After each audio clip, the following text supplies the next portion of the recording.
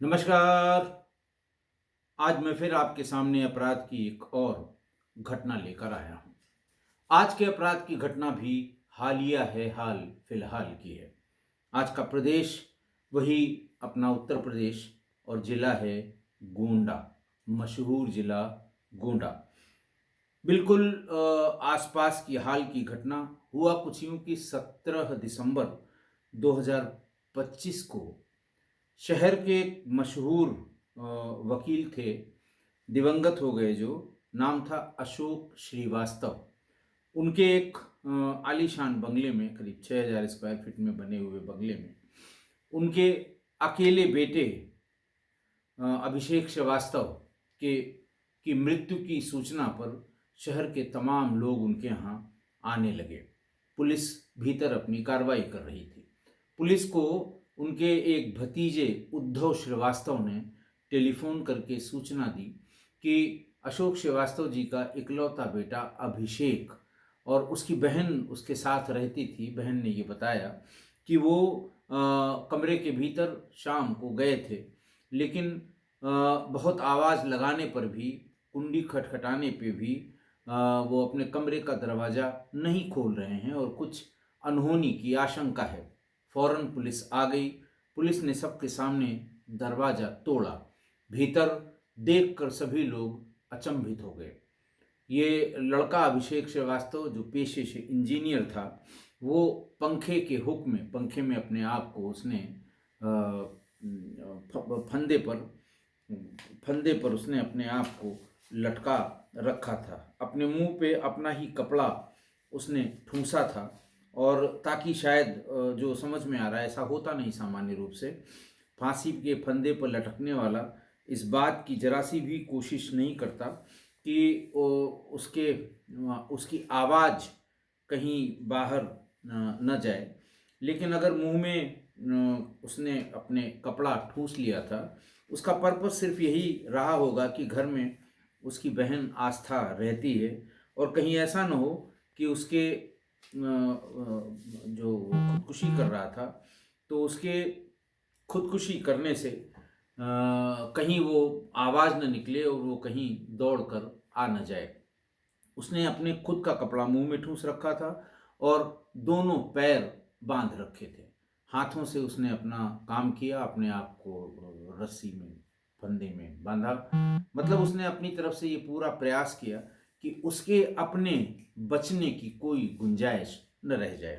खैर, पूरा शहर के, चूंकि वो अशोक श्रीवास्तव जी प्रबुद्ध वकील थे, नामी गिरामी वकील थे, और उसके परिवार से लोगों का अटैचमेंट था। लोगों को बड़ा दुख हुआ। खैर, जब कमरे में लोग घुसे तो वहाँ का नज़ारा भी देखने लायक था। एक तो दुखद बात ये कि वो खुद फांसी के फंदे पर लटका हुआ था, और उसने दीवार में करीब 35-40 पन्ने, जो किसी चैट के प्रिंट आउट थे, वो चिपका रखे थे। और जैसे ही पुलिस भीतर घुसी, उसने एक एक करके जब वो चैट वाले पेपर्स जो प्रिंट थे उसको पढ़ना शुरू किया, तो मसला समझ में आ गया कि इसमें कोई न कोई बात ऐसी है, कोई न कोई परेशानी ऐसी है जिसकी वजह से इस लड़के ने, जो शादीशुदा नहीं था, उसने ये आत्महत्या कर ली है।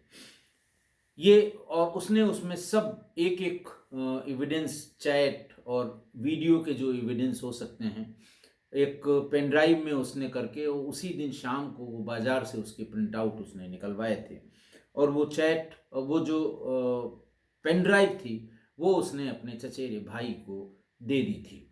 कुछ नहीं बताया था, बोले इसे रखे रहना। वो जानता था कि जब मैं मरूंगा तो फिर लोग वहाँ प्रिंट आउट देखेंगे, पुलिस प्रिंट आउट सब उखाड़ कर ले जाएगी, उसको एविडेंस की तरह इस्तेमाल करेगी, तब फिर अपने आप उद्धव के समझ में आ जाएगा, तो वो पुलिस को ये पेन ड्राइव देगा जिसमें ये सारी चैट और उसकी वीडियोस पड़ी हुई हैं।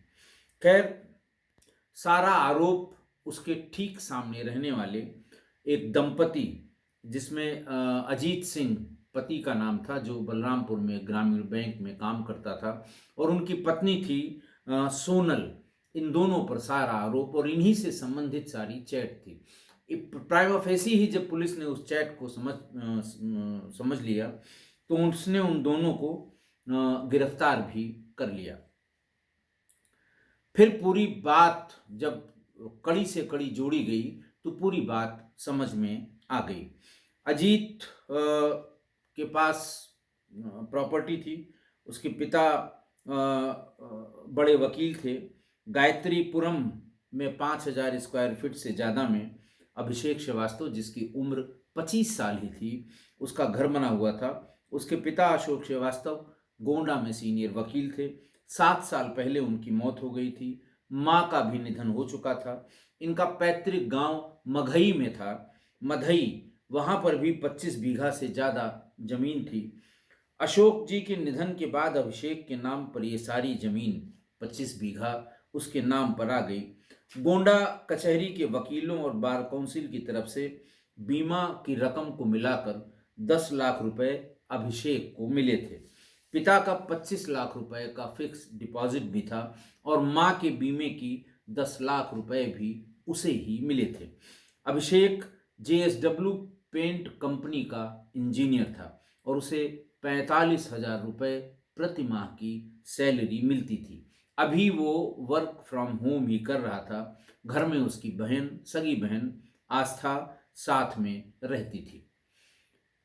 उसके घर के ठीक सामने 32 साल की सोनल का मकान था।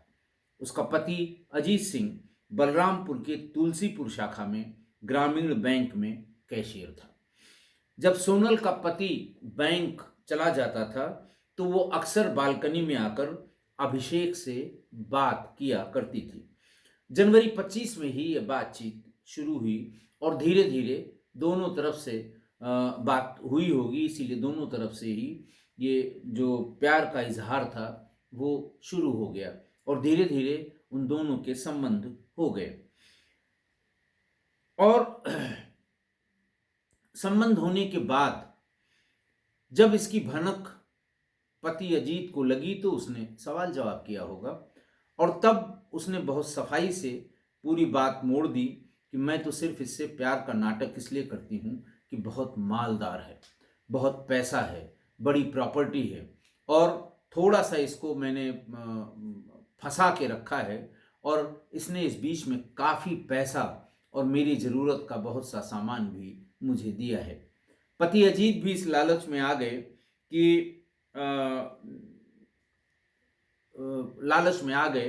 कि ये वाकई सही बात कर रही है और इससे अगर ये इसी तरह इसको अपने जाल में, अपने चंगुल में फंसाती रही तो हमें उसकी प्रॉपर्टी मिल जाएगी। जब वो बलरामपुर चला जाया करता था उसका पति, तो अक्सर अभिषेक से वो मिलने उसके घर भी आ जाती थी। कई बार अभिषेक भी उसके घर जाता था, लेकिन अभिषेक उसके नाटक को समझ नहीं पा रहा था। अभिषेक ने जनवरी से लेकर जुलाई तक सोनल को 2 लाख रुपए की शॉपिंग कराई थी। इसके अलावा 5 लाख रुपए से ज़्यादा वो नगद भी ले चुकी थी। इसी दौरान जब ये मैंने बताया कि जब उसके पति अजीत को इसकी भनक लगी तो उसने इस पर आपत्ति की। तब सोनल ने उससे ये बताया कि वो उससे प्यार का नाटक कर रही है और करोड़ों की प्रॉपर्टी हड़पने का उसने एक प्लान बना रखा है। फिर क्या हुआ था, अजीत वो भी इस प्लान में, उसने कहा हाँ ये तो बहुत अच्छा कर रही है तुम, और उसी प्लान में वो भी शामिल हो गया। जुलाई 25 में अभिषेक के घर के सामने अजीत कूड़ा फेंकने लगा। जैसे होता है ना कि जानबूझ के कुछ ऐसा करो कि झगड़ा हो, ये सड़क पर आए, ये बात करे मुझसे। कूड़ा फेंकने लगा जिससे दोनों में झगड़ा हो गया। फिर जब झगड़ा हो गया तो पूरी बात उसने कहनी शुरू की, अजीत ने उससे, कि मैं जानता हूं कि तुम मेरी पत्नी के अश्लील फोटो दिखाकर उसको ब्लैकमेल कर रहे हो। जैसे ही उसने ये सुना अभिषेक ने, उसे लग गया कि इसके पति को पता लग गया है। उसने अपना रिश्ता पूरी तरह से सोनल से ख़त्म कर लिया। ब्रेकअप के बाद सोनल और अजीत की प्लानिंग पर उनको लगा कि अब तो ये जब अलग हो गया इससे कोई मतलब नहीं है, बोलचाल बंद कर दी इसने, आना जाना बंद कर दिया, घर के बाहर निकलना बंद किया। अब इसकी प्रॉपर्टी पे कब्जा करने का जो हमारा प्लान है वो धीरे धीरे उस पर पानी फिर रहा था।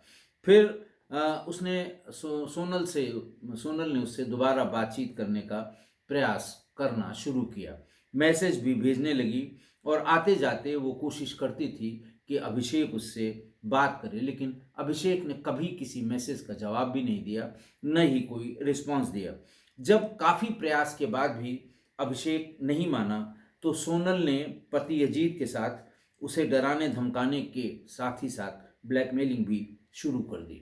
अभिषेक इससे भी नहीं टूटा।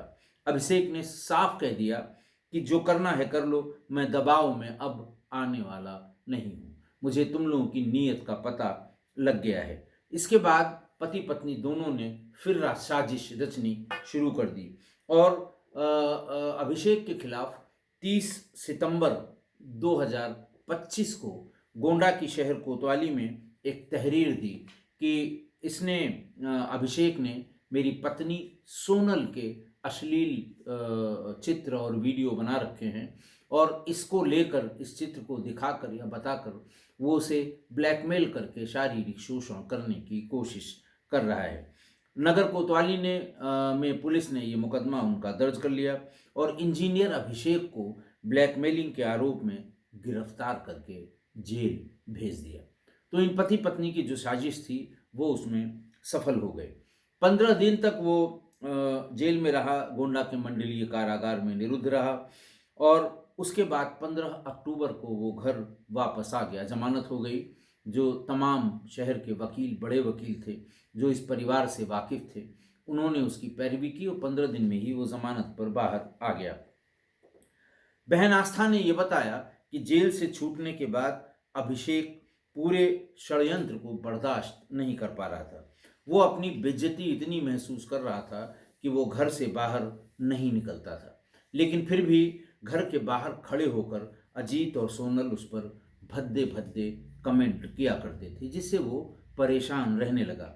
घर में वो खाना भी नहीं खाता था। कई कई दिन छुट्टी पर घर में गुमसुम चुपचाप बैठा रहता था और इसी तनाव में वो कई बार बेहोश भी हो गया और उसका इलाज, बहन ने बताया कि उसका मैं इलाज कराने डॉक्टर के पास जाती रही। इंजीनियर अभिषेक श्रीवास्तव के घर संत प्रेमानंद की बड़ी बड़ी तस्वीरें लगी थीं और उनके जो प्रवचन थे उनके कुछ हिस्सों को भी उसने अपने दीवार पर पोस्टर के माध्यम से लगा रखा था। पुलिस के मुताबिक अभिषेक ने सोनल और उसके पति पर मुकदमा ख़त्म करने के लिए कई बार बातचीत की कि भाई जब अब ज़मानत हो गई है, मुकदमा झूठा है, इसको ख़त्म कर दिया जाए, क्योंकि इससे मैं बहुत मानसिक तनाव में हूँ। लेकिन बार बार दोनों ने धमकाया उसको और पैसे मांगे। नवंबर में पति पत्नी ने मुकदमा ख़त्म करने के लिए अभिषेक को घर बुलाकर 10 लाख रुपए की डिमांड रखी। अभिषेक ने कहा कि वो इतना पैसा नहीं दे पाएगा, तो फिर उन्होंने कहा चलो 8 लाख दे दो। इसके बाद भी अभिषेक नहीं माना तो वो 5 लाख पर उतर आए, मगर अभिषेक ने बहन की शादी का हवाला देकर पैसे देने से मना कर दिया और उसके बाद फिर उन लोगों ने 2 लाख रुपए की मांग रखी कि बस जैसे होता है ना कि नीलामी में अंतिम बोली 2 लाख रुपए। अभिषेक तैयार हो गया, लेकिन सोनल ने एक और शर्त रख दी। उसने कहा कि अगर भविष्य में भी कभी पैसों की आवश्यकता हमको होगी तो अभिषेक ये पैसा देगा। इसके लिए चाहे उसे जमीन अपनी बेचनी पड़े, चाहे घर बेचना पड़े और चाहे 25 लाख का फिक्स डिपॉजिट ही न तोड़ना पड़े। तो इस शर्त के साथ उसने कहा कि हम 2 लाख भी तब लेंगे जब तुम ये शर्त हमारी मान लोगे। 15 दिसंबर को अभिषेक ने फिर से मुकदमा खत्म करने की बात पति पत्नी से की, लेकिन सोनल अपनी शर्तों पर अड़ी रही कि हम मुकदमा खत्म कर देंगे, 2 लाख अभी दे दो, लेकिन जब भी हमें पैसे की ज़रूरत पड़ेगी तुम्हें देना होगा, उसके लिए तुम्हें चाहे जो करना पड़े। इस शर्त को अभिषेक मानने को तैयार नहीं था। उसने कहा कि मेरे पास इतनी प्रॉपर्टी है, मुझे बहन की शादी भी करनी है, लेकिन बहन की शादी भी करनी है, इस प्रॉपर्टी की मुझे रक्षा भी करनी है, मैं इस प्रॉपर्टी को बेच के तुम्हारे इस दबाव में पैसा नहीं दे सकता। और ये अगर तुम्हारी ये शर्त है कि जब मैं मांगूंगी तो पैसा देना पड़ेगा, तो हमारी तो पूरी प्रॉपर्टी ही इसमें बिक जाएगी। नहीं माना वो, फिर अलग अलग हो गए। उनका ठीक है, हम मुकदमा लड़ेंगे, कोर्ट में लड़ेंगे। फिर अभिषेक पर नजर रखने के लिए सोनल और अजीत ने अपने घर की दूसरी मंजिल पर एक सीसीटीवी कैमरा लगा दिया। इसका विरोध किया अभिषेक ने, लेकिन वो दोनों नहीं माने। उनका पर्पस था कि इसकी एक्टिविटी पर नजर रखी जाए। परेशान होकर अभिषेक ने 17 दिसंबर देर शाम को वो एक पेन ड्राइव लेकर बाजार गया और वहां पर उस पेन ड्राइव में उसने सारी वीडियो कॉल, चैट और पैसों के लेन देन का स्क्रीनशॉट, लेन देन का मतलब जितनी बार उसने ऑनलाइन पेमेंट किया था उसके सारे स्क्रीनशॉट ले गया और वो एक एक करके सारे प्रिंट आउट उसने निकलवा लिए और 3 घंटे में एक एक प्रिंट आउट पर कब क्या हुआ और किस कंटेस्ट में ये प्रिंट आउट है वो उस पर लिखा।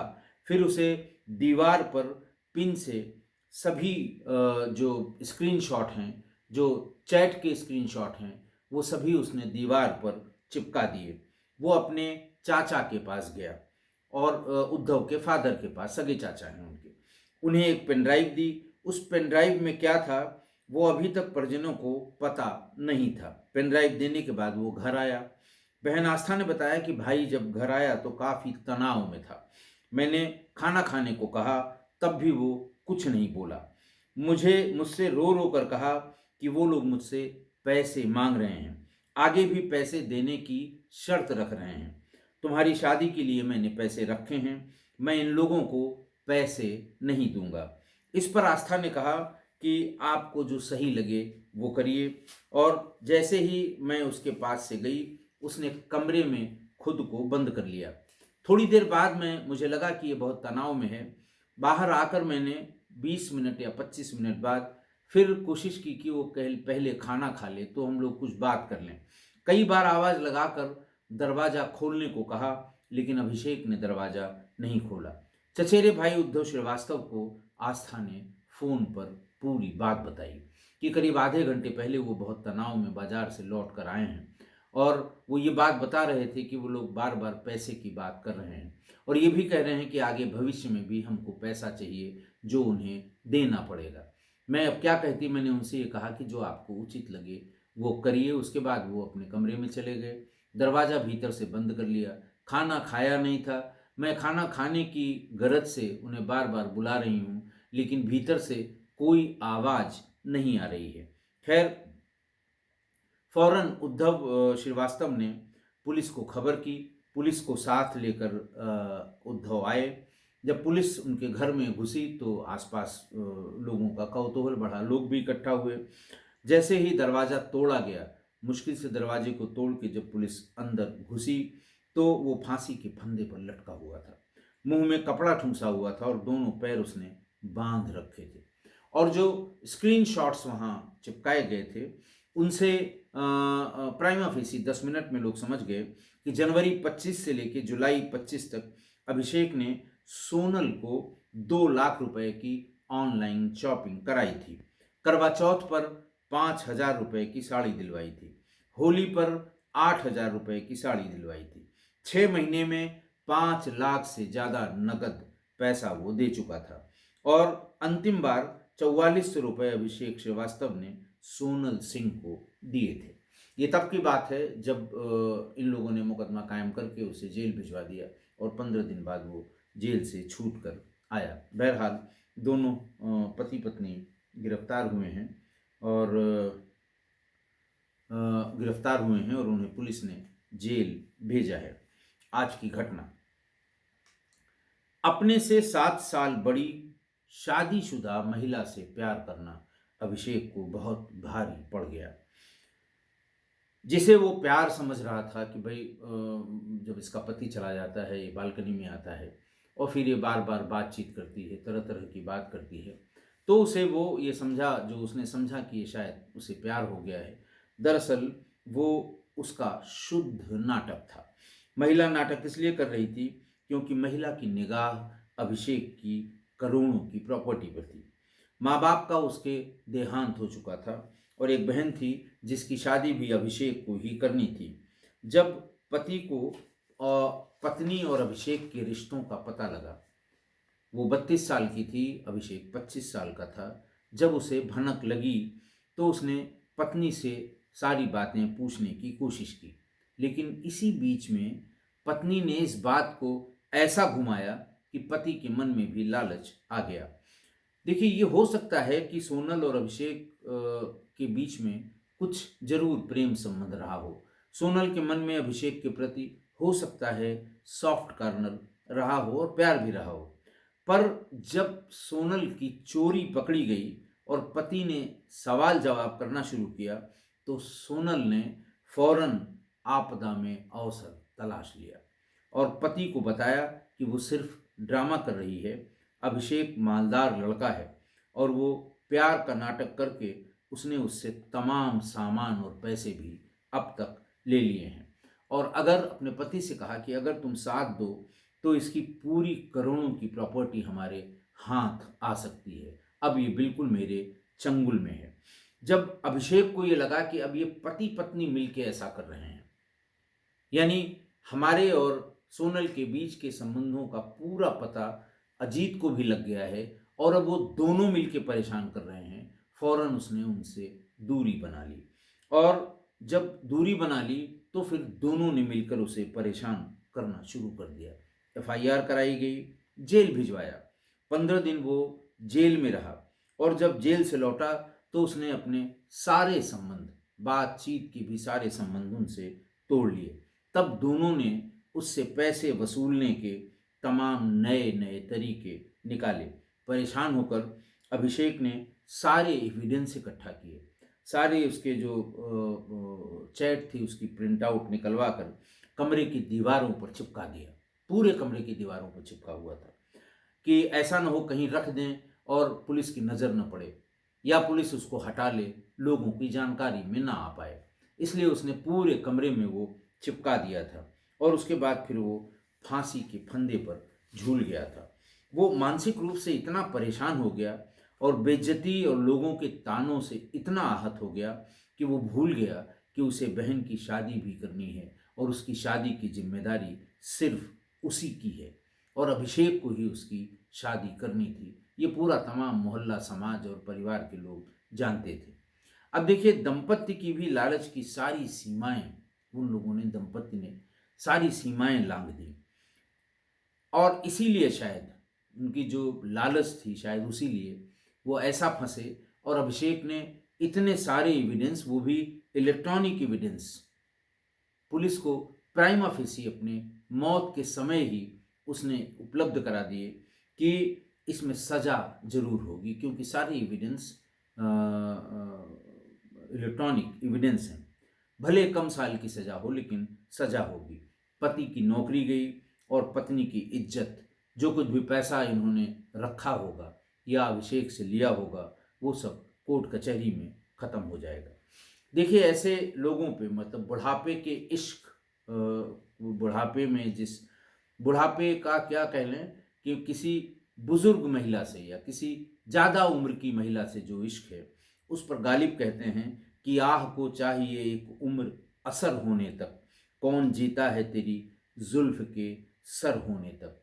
इसी पर फैज़ कहते हैं, दिल ना उम्मीद तो नहीं नाकाम ही तो है, दिल ना उम्मीद तो नहीं नाकाम ही तो है, लंबी है गम की शाम मगर शाम ही तो है। और ऐसे लालची दंपत्ति के लिए कबीर ने बड़ी सटीक बात कही। आप जानते हैं, कबीर, रहीम और तुलसीदास जी ने तमाम चीज़ों पे जो अपने अनुभव से चीज़ें लिखी हैं वो बिल्कुल सही हैं।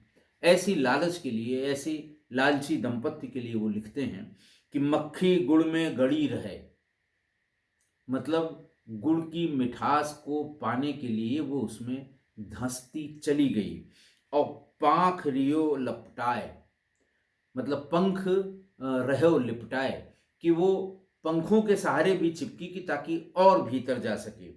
और सिर धनय हाथ मले लालच बुरी बलाएं निकल ही नहीं पाई, उससे चिपक गई और मर गई। आशा है आप मेरी इन सारी बातों से सहमत होंगे। आज के लिए इतना ही। बहुत बहुत धन्यवाद।